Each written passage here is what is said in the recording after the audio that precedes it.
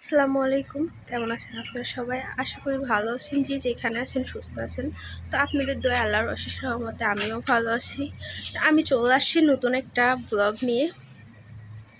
তো কালকে দেখলাম আপনারা সবাই অনেকে আমাকে এত ভালোবাসা দিছেন।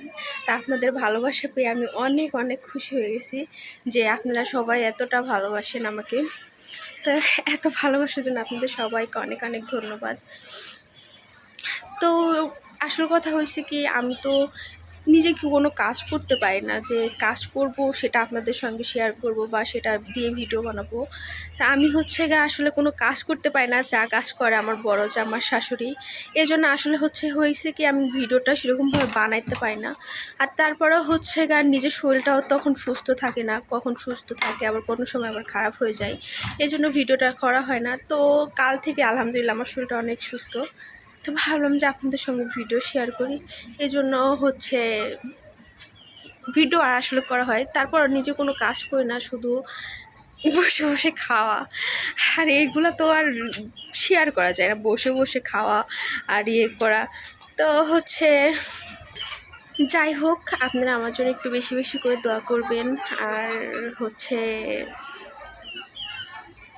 এইভাবে আমার পাশে থাকবেন আর এরকমভাবে আমাকে ভালোবাসবেন। আমার কাছে আমি টাকা দিছিলাম আম কিনে আনার জন্য কালকে। তো আম্মা গায়ে দেখি গাড়ি দিয়ে যেন আম আনাইছে সকালে। তো এই আমগুলা আমি এখন ঢালার মধ্যে সাজায় রাখতেছি, কারণ প্যাকেটের মধ্যে থাকলে এমনি পাকা আম আরও বেশি বেশি পেকে নষ্ট হয়ে যাবে। তো এই জন্য এগুলো আমি ঝাঁকার মধ্যে সাজায় রাখতেছি। আমগুলো কিন্তু অনেক সুন্দর, ছোট ছোট সবগুলো এক সাইজের, গোল গোল, দেখতে সুন্দর লাগতেছে। সবুজ, নিচের দিকে লাল, মানে লাল তো না, হলুদ। তো এইদিকে আপনার ভাইয়ার সন্ধ্যায় আমার জন্য বিস্কিট আনছিল, নাস্তার জন্য কেক আনছিল।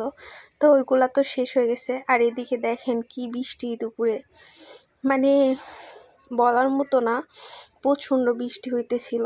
বৃষ্টির মধ্যে বাইরে বেরোনো মানে কি বলবো।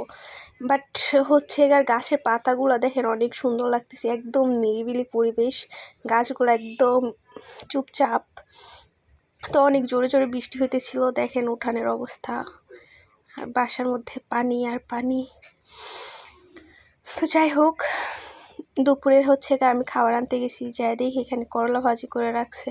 তো করলা ভাজিটা অনেক বড় একটা গামলায় হয়ে গেছিলো দেখে আমি ওর উঠায় অন্য বাটিতে রাখতেছিলাম, কারণ এতটুকু ভাজি কিন্তু গামলাটা হয়ে গেছে অনেক বড়, মানে অনেক বড় বলতে বড়। এই জন্য আর আমি ভাজিটা উঠায় রাখলাম। আর আপনার ভাইয়ার জন্য খাবার নিয়ে আসতে গেছিলাম। তা আমি এখানে ভাত উঠায় রাখছি, আর প্লেটের এক কোণায় আর ভাজি উঠাইতেছি। ভাজি নিয়ে যাবো, আবার এক্সট্রা একটা বাটিতে নিয়ে গেলে আবার নোংরা হবে দেখে, মানে শর্টকাট এক কথায় কাজ করলাম।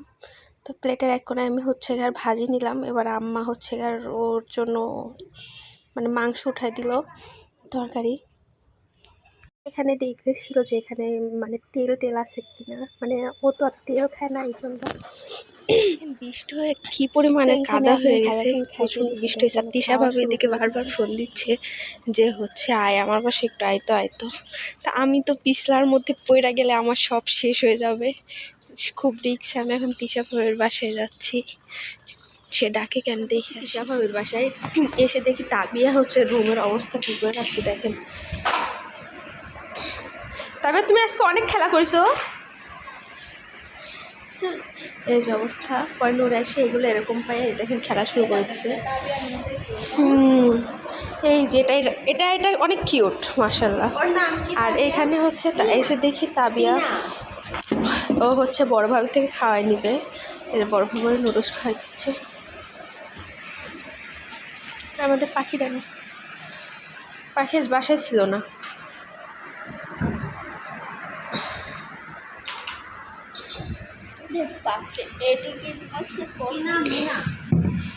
আর এটা বড় ভাবের বেবি নাকি, তাই না? এটা নাকি তাবিয়া,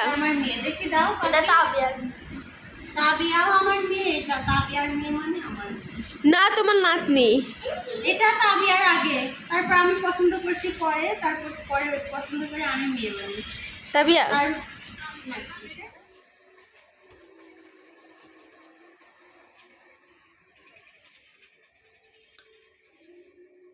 তিশা ভাবির বাসা থেকে আসার পরে বিকেলবেলার কিছু নাস্তার জন্য আমি 2টা আম নিছি, আম কাটবো।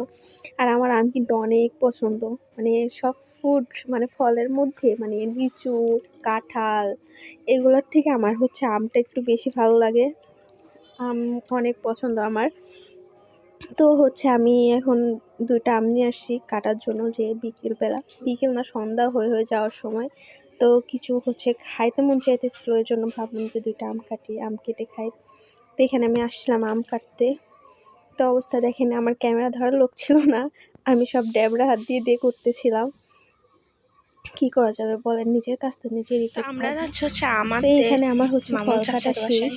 তো আমি এখন রুমে নিয়ে বড় যাবো, ভাবি ফ্রিজে আমি বসে আরাম আর করে নূর খাবো। ঘুমতে উঠে এসে ভাইয়ের সাথে বাড়ি দাঁড়াচ্ছে। ওই নাকে পানি কেন? আমরা আম পাইলাম না, খালি হাতে ফেরত যাচ্ছি। গাছের আম কিন্তু আমরুপাল কিন্তু অনেক ভালো, টক টক মিষ্টি মিষ্টি লাগে না? ভাবিও আসছিল নিতে, আমিও আসছিলাম, বাট আমরা আম পেলাম না। মনটা খারাপ করে বাসায় চলে যাচ্ছি। মুরগিগুলো ঘরে উঠবে, আর এখানে অনেক বৃষ্টি হওয়ার জন্য মুরগিগুলো অনেক ভিজে গেছে। মেবি কিছু খাবার খাবে, এই জন্য এরকম চিল্লাইতেছে। বাট এখন আজান হবে, তারাও ঘরে উঠে যাবে, খাবার খাবে না, আমি খাবারও দিব না এখন। যাই হোক, আজকের ভিডিওটা এই পর্যন্ত। ভিডিওটা কেমন হয়েছে সবাই কমেন্টে জানাবেন। আর যারা আমার চ্যানেলটা সাবস্ক্রাইব করেন নাই, সাবস্ক্রাইব করবেন। আপনারা সবাই ভালো থাকবেন। আল্লাহ হাফিজ।